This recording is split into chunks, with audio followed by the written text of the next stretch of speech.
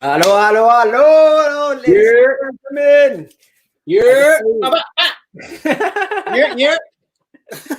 Too much? Too much.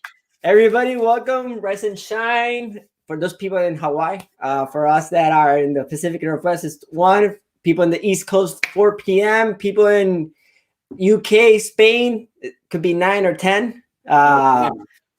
So very excited to be here. I took a week of a break, and I'm full of energy. And no better way to start it with Kelvin here. It was, I thought I had adrenaline. This guy is like over. Like, they made spit. Red Bull is like, nah, it doesn't do anything to him. Well, I've been in quarantine, so like when I see another human, I'm like, oh, like another human. I want to talk to you. So it's a pleasure, man. Thanks for having me. All right, a hug here, a hug. Yeah. Well, first of all, there's a lot of people. Thank you very much. Really quickly, let's start on today's agenda. Rum African enslavement, Taino genocide, and colonization. For those who have joined us for today for the first time, this is welcome to Zavvy Network, and this is the Rum Lab channel. Really quickly, to the right, we have our chat box. I can see a lot of people. Hi, Monique. Hi, Dave. Hi, everybody. Thank you for being here. Please let us know where you're visiting us from. Let Kelvin know where you're from. If you have any questions, you'll see at the very bottom, there says a little area says ask questions. Make sure to put your any thoughts. Today's event is going to be around 30-40 minutes about main presentation, and we're going to talk about a little bit of contact information. Hopefully we have some questions that we'll go to our rum o'clock Q&A. I have a little bit of rum.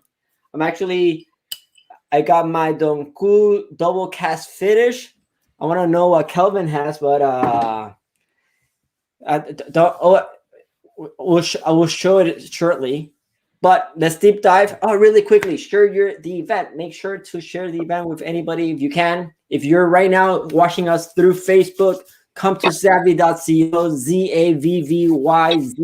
zavvy.co, where you can participate. You can participate from the questions. You can participate from the chat box. All right, enough said. Let's bring Kelvin here. Kelvin, how you doing, man? Good, man. I feel blessed. I feel healthy.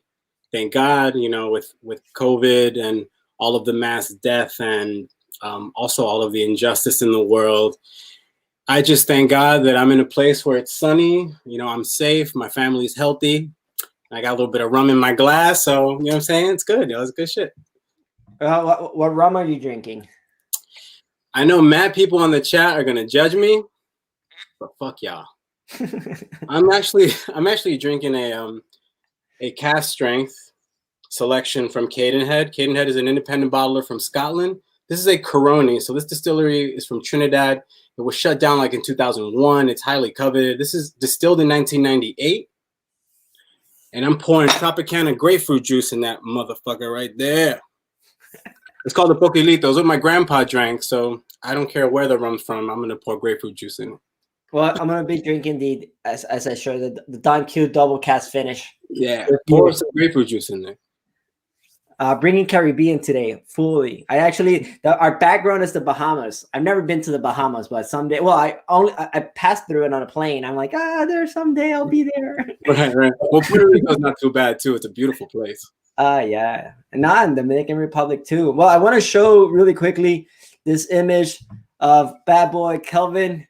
He's fresh out of prison. Second. But let's get the rum medication. Let's get serious a little bit here. Kelvin. Before we talk about Kelvin, talk about today's main topic. Today at the rumlab.com, we featured Kelvin as our guest interview. Please go to the rumlab.com and read his entire interview. It's phenomenal. If you hear thunder, that's my son on right? Actually, right above me, he's playing PlayStation or some game, and he gets excited and is like. But anyways, wow! I see Karen Garnick, I see Meredith, Amanda, Christina Wolf, Josh, Corey, Vincent, Nicole. Wow, a lot of people. This is great, Dave. Yeah, good people. Keegan from St. Lucia. I like that way what you did, Keegan. You clearly help us out knowing where you're from. I'm gonna actually think about like Fede from Puerto Rico. And then all right, so let's go back and start with today's.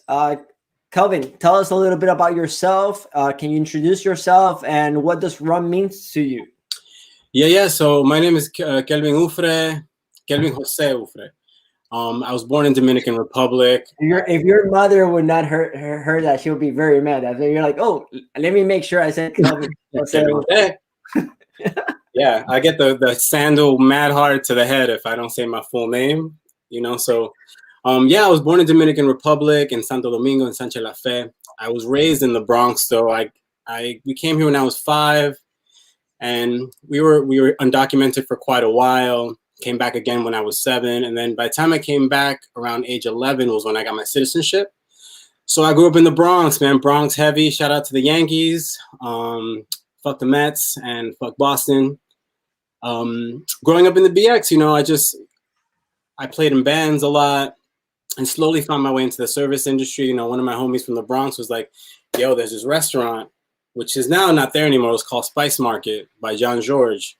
And he's like, you know, you have to dress up like a monk. And it was a bunch of cultural appropriation. And at the time, it was weird, but I made a lot of money. So starting from that little journey, found my way into bars, worked at some of the best bars. I worked at, the James Beard Award-winning Maison Premiere, not to name drop my awards. I worked there for quite a while, almost 3 years. Opened a bar in the East Village called the Eddy. And then I slowly sort of started working into spirits education. Been with Winebow for about 5 years as their spirit specialist. On top of that, I work with a clothing brand called Willy Chavarria. He's a fashion designer, probably the most hype beastie label you could think of, but all of his stuff is real socially conscious. All of his models are people of color. It's one of his shirts, Preserve Kindness. Got to do it. Don't be stupid. I also work with I'm co-founder of the Ideal Bartender Collective, along with Jade Marley and Keegan Joseph, which is a decolonized educational beverage platform. So essentially taking all of the colonization out of wine and spirits and presenting it in a framework that BIPOC professionals who have largely been marginalized within the industry can take that shit and run with it. On top of that, I run a non-for-profit called Cabron Emissions.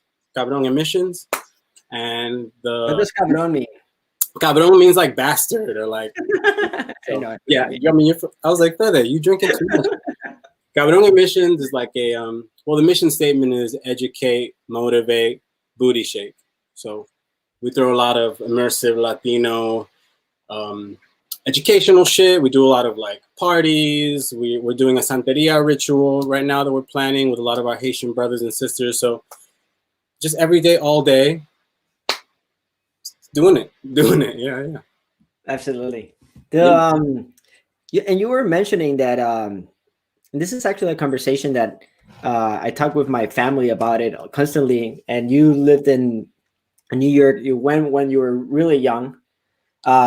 It's actually that New York today has nothing to do, especially Brooklyn, the Bronx, Harlem, nothing to do how it was 30 years ago, 25 years ago, right?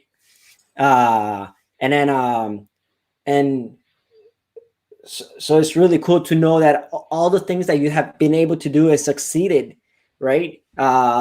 It's like a true success story that I'm sure inspires a lot of people. So congratulations on that.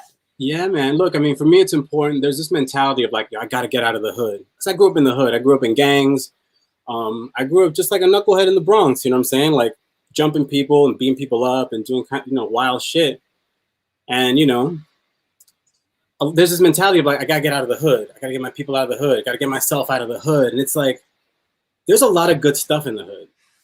There's ways that people build community in these disenfranchised areas that aren't built in white suburbia, because you don't have to. White suburbia is protected by the system. So when the system doesn't protect you, you create your own systems of community, of protection, and of communication. So I look at my time spent in the BX. My mom still lives there. My ratchet ass sister, shout out to Cynthia Uffre, she lives there with my 2 nieces and my Boricua brother-in-law in Crotona Park. Shout out to Crotona Park. By the way, you're gonna hear a lot of shout outs. It's just some Bronx shit. I'm gonna shout out everything as I say it. And I still go there. I still have roots there. So I bring that experience with me when I talk about education, when I talk about rum, because it's who I am. You know what I'm saying? Like, I can't put on another face. And because it's cool. The Bronx is fucking cool, yo. I mean, shout out to Brooklyn, but anyways. Yeah. Yeah, but well, today's topic is very important. There's a lot of people that have signed up to talk about, to attend and hear about what we have to say or what you have to say, right? I just do the questions or ask the questions. As mentioned, today's main topic is rum, African enslavement, Taino genocide, and colonization. Actually, when Kelvin, we reached out one of his colleagues for an interview, and Kelvin shared about like this idea of this topic. I was like, wow, this is a key moment to talk about this, right? So if you can give us a quick intro, like your idea behind this, and then I have more questions to ask you. Yeah. So, I mean, when I saw the ad that you sent me, I was like, as soon as I sent this to people, some people are going to be real uncomfortable. And when, it's like, we're talking about genocide, colonization, enslavement, these broad strokes that are, points in our history that are incredibly traumatizing, still traumatize us today in our DNA. And there are structures that were built out of that we continue to profit from. So for me, it was like, holy shit, that's heavy. I want to make sure to honor this experience by doing a few things and saying a couple of things. One is, you're going to hear some things you may know already and some things you may have not known or things that you may have not come to consciousness with. I preface this by saying, one, I don't need to demonize anybody to validate my experience of oppression or to validate the experience of oppression of African cultures, of indigenous cultures, women, people of color. I don't need to demonize white people or colonizers. My experience is real and doesn't need justification because it happened and because I feel it. It's real because I feel it, and it's real because it happened. And I don't need to make someone evil to justify that. It just is, right? The other thing I want to say that I strongly believe, and it took me a long time to take this on because I was an angry kid. I grew up here as an immigrant in the States. I suffered a lot of oppression. I watched my mother and dad suffer working in sweatshops. And it's that no one's free until everybody's free.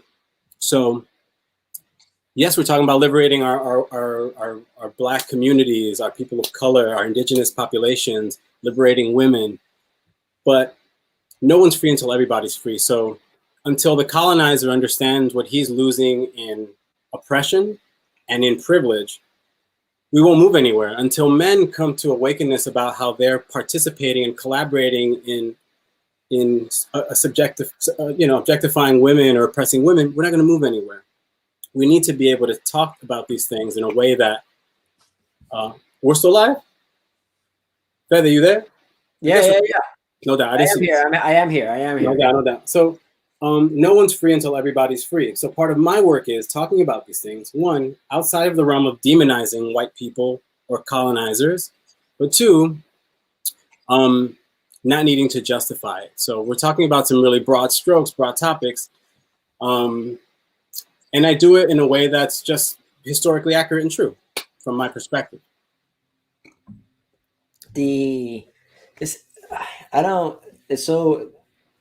Some heavy shit, bro. I'm telling you, some heavy shit. And we talked a little bit about like African enslavement and this thing. I think you wanted me to elaborate a little bit on like broadly how that has impacted rum or sort of the general history. Well, let's start how has the African slave trade impacted the industry of rum? Okay, So let's go back to 1492. There was a bunch of goat fuckers that found this island and decided to start raping some people. Apparently, some of these goat fuckers still have statues in the United States. Now, some of the ways that the Taino population was decimated was obviously rape and murder, but chemical warfare through a disease. One of the diseases being syphilis, and that disease was acquired by the Europeans by having sex with livestock. So I don't know how you're going to Netflix and chill with a goat. I don't know how you're going to swipe left on a fucking goat. But they were the first chupacabras, if you know what I'm saying. So they get there, they start to decimate this population, and they do it under the guise that they're good Christian people. So this narrative of saviorism was a product of colonization, the white savior trope and the white savior archetype. They were able to commit brutalities on these people because they saw them as less human. They didn't believe what they believed in. They were living differently from European cultures, so they were able to brutalize them. As they became enslaved, they became incredibly sick, and there were multiple insurgents. There were a ton of wars fought by the Tainos. There are still statues in Santo Domingo honoring Taino women and men who fought. But as they became sick, I mean, we're suffering a pandemic now. Imagine the United States, right? 100,000 people, 500,000 cases. Imagine an island like Santo Domingo getting hit with a pandemic from these goat fuckers. It's crazy. Yeah. So as it became decimated, they brought in African enslaved populations. And these people were already, some of them were already enslaved and indoctrinated in Africa. I mean, there's documentation of rulers in the Congo pleading with the Portuguese royalty, saying, please don't send any more of your men here. They're kidnapping our people. Our population is dwindling. Please send only priests and healers. And the letters they got back were, you have plenty of people there. Don't worry about it. And so they were able to kidnap, manipulate, and capture a ton of African populations. And the first place they set forth in the Western Hemisphere was La Isla de Española, the island of Española. And Professor Silvio Torres Salant, professor of Syracuse University, Afro-Dominicano, amazing cat. He sort of wrote the book on blackness in the Caribbean. He wrote an amazing pamphlet called Negrophobia in Dominican Republic. It's like a 90-page pamphlet. It's amazing. Read that shit. It's free. But in that pamphlet, he describes Española as the cradle of blackness in the Western Hemisphere. The cradle of blackness in the Western Hemisphere, sort of where blackness in the Western Hemisphere was born. You know what I'm saying? So that was sort of the launch pad for American slavery. But in its infancy, Española wasn't really, it showed initial promise, right? To bring in the enslaved populations to work sugarcane fields, but they weren't looking for sugarcane fields. These motherfuckers were looking for goats. They were looking for, I'm just kidding. They were looking, I said goats. They were looking for jewels, precious metal, gold, right? So I'm sorry. So as these guys found that there were no real precious resources on the island like that, as they began to colonize other places, South America, Central America, right? The gold of Mexico, the precious gemstones of South America, they began to focus their efforts on enslaving those populations. And Española was sort of left kind of unkempt. It wasn't profitable for Spain. It was very unkempt. So there was this fluidity between enslaved population, master, and the few Tainos that still remained on the island who were integrated or raped into this new population. So the interesting thing was that, like, sometimes the master, the slave master in Española at that time in the 1500s, was a slave. And sometimes he'd tell his slave, his other enslaved person, his workers, I'm trying to find the right verbiage, why don't you go over there and work in the city and just come back when you can and give me 50 of what you earn. And so slaves would leave the plantation, and it wasn't this like hardcore Jim Crow fucking, we're gonna, you know, it wasn't like that in Española for a long time. It was actually pretty fluid. So as the island evolved, the western side that we now know as Haiti, Saint-Domingue, was sort of left on its own. And there was a ton of people, the Dutch, who were historically the enemies of the Spaniards, the French, historically other colonies were trying to get into the island on that side. So what Spain did was, yo, we got to fucking take that shit over. So they took it over, but at the time, there were a lot of French pirates who were already on that island. And these French pirates were doing business with whoever came. So in order for the Spaniards to control a little bit of that, they told the French pirates, you can have that territory, and that territory would become Haiti, right? And they did that so that the Spaniards, the French, wouldn't always trade with these other colonies who were enemies of the Spaniards.